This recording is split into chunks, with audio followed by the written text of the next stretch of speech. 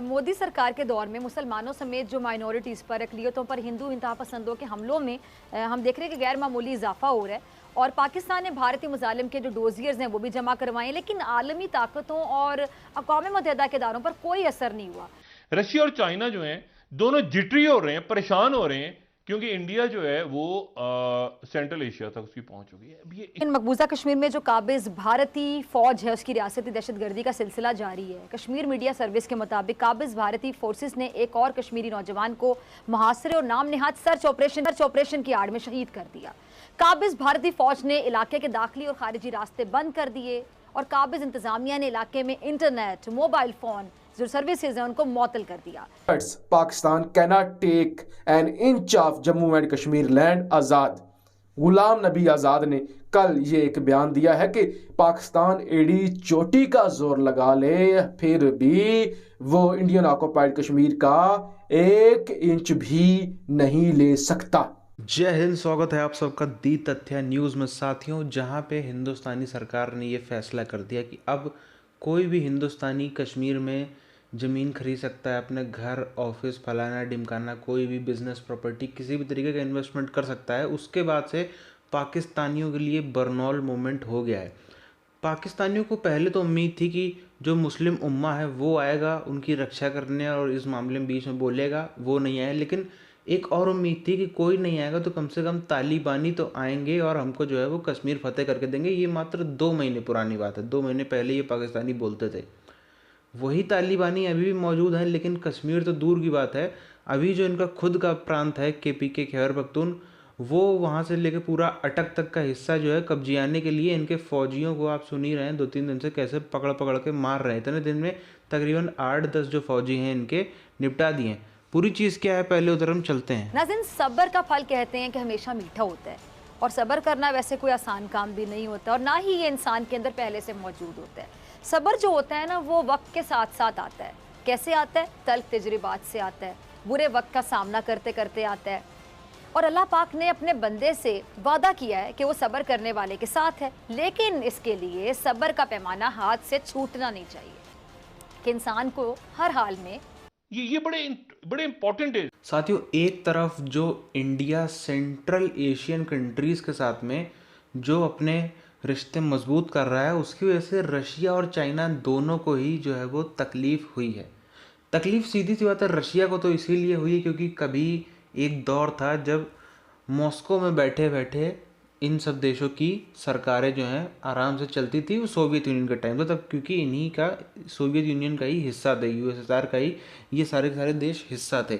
लेकिन हम यहाँ पर अगर देखें तो जिस तरीके से ये OIC की मीटिंग हुई, इतने देश आए जिसमें ये 5 देश भी मेंबर थे, जिसमें से 3 की सरहद जो है, जो सीमाएं हैं वो लगती हैं अफ़गानिस्तान के साथ में। वो 5 कंट्रीज़ आए हिंदुस्तान और इनको ठेंगा दिखा दिया, ना अफ़गानिस्तान को 1 पैसा दिया। और क्यों देंगे पैसा, आखिर क्यों देंगे? क्योंकि पैसा भी दो और फिर वहाँ से रिफ्यूजीज़ भी अपने यहाँ पे लो, ये तो कोई भी देश, जो भी समझदार देश होगा, मंजूर नहीं करेगा। ये सिर्फ पाकिस्तान जैसे देश के जो नेता हैं वही ऐसा कर सकते हैं, क्योंकि उनको खुद तो पाकिस्तान में रहना नहीं है। जो 2-4-5 साल रह रहे हैं, पूरी फैमिली इनकी वहाँ लंदन में पड़ी है, अमेरिका में पड़ी है, कहीं ना कहीं पड़ी है। 2-4-5 साल अकेले रह रहे हैं, खुद रह रहे हैं। बस जहाँ पे सरकार का टाइम पूरा, इधर बैठे फ्लाइट में, उस सीधे यहाँ से फरार। खुद तो रहना नहीं है, जब तक रह रहे हैं तब तक तो कोई दिक्कत की बात ही नहीं, इतनी सब सिक्योरिटी है, इसलिए इतनी जो है चिंता नहीं। लेकिन वो सब देश जो है वो थोड़ा सेंस रखते हैं, वो उनको चिंता है अपने देश की इकोनॉमी की, अपने देश की जनता की, इसलिए वो ऐसी बेवकूफ़ी भरी चीज़ें नहीं करेंगे। बहरहाल ये जो सेंट्रल एशियन कंट्रीज़ हैं ये बहुत ही ज़्यादा इम्पॉर्टेंट थे चाइना के लिए BRI प्रोजेक्ट के हिसाब से। लेकिन बहरहाल वो सारे प्रोजेक्ट बायलैटरली चलते रहते हैं अपने हिसाब से।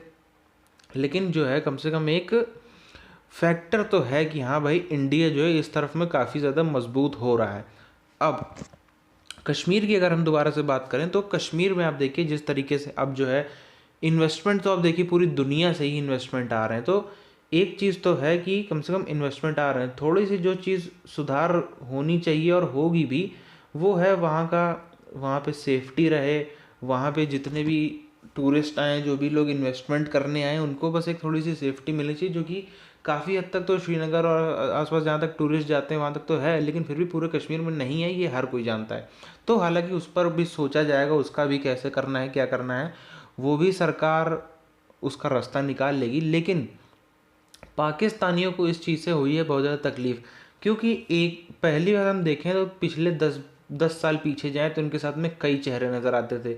2 साल पीछे जाएं तो इनके साथ में कोई हो ना हो, कम से कम तुर्की जैसे लोग तो नज़र आते ही थे। अब इनके साथ में एक भी चेहरा नहीं दिखता है। पाकिस्तानियों के साथ में एक भी देश नहीं है ऐसा जो दिखता हो कि हाँ भाई, हम जो है तुम्हारे साथ में कश्मीर के मामले पर हिंदुस्तान के खिलाफ खड़े हैं। एक भी देश ऐसा नहीं। तुर्की कहाँ है? तुर्की यहाँ पे रोडें बना रहा है, तुर्की उसी कश्मीर में रेलवे लाइन बिछा रहा है, टनल बना रहा है।